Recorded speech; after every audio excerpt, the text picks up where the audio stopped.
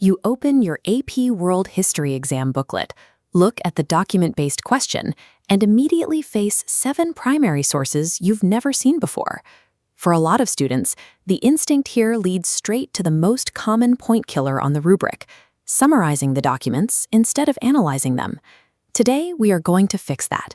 We're going to build a precise step-by-step method to extract historical context from any source and turn it into a high-scoring DBQ body paragraph. To get the most out of this, you'll need a working knowledge of the 1200 to 1450 time period, an understanding of the DBQ rubric, and a thesis statement you are actively trying to prove. Before we build, we need to identify the failure point. The summary trap happens when you read a document, write down what the author literally said, and assume you provided historical evidence. You did not. You provided a summary, which earns 0 evidence points. To move from reading a text to weaponizing it to prove your argument, you need a framework. The College Board expects you to use a method called HIPP. HIPP stands for Historical Context, Intended Audience, Purpose, and Point of View.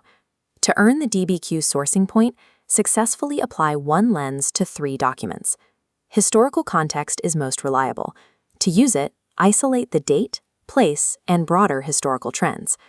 Knowing what the letters stand for won't earn you points. You must use that context to establish why the author wrote what they did. Let's look at an example.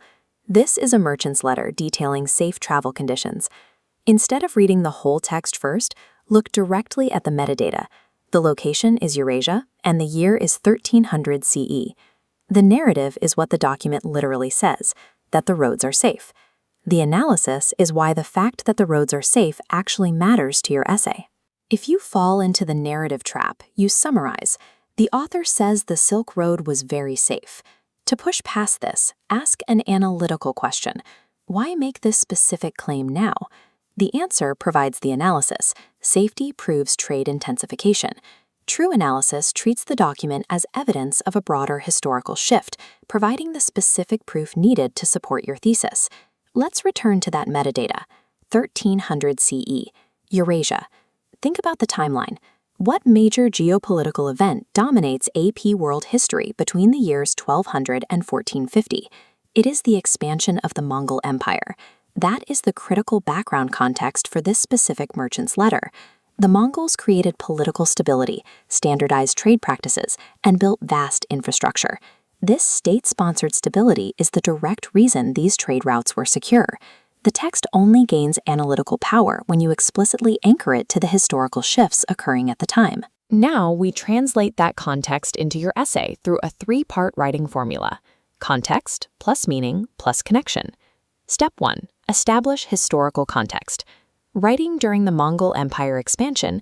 Step 2. Add document meaning. The author notes the extreme safety of the roads.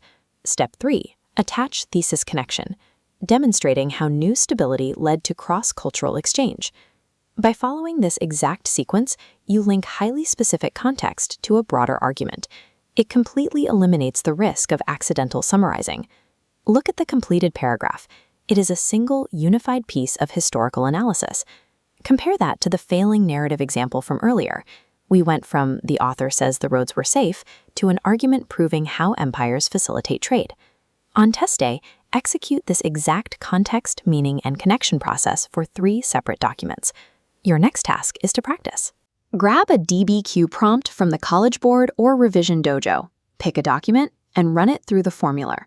Mastering the AP World DBQ requires taking raw evidence and weaving it into an undeniable historical argument. Use HIPP, and you'll do exactly that.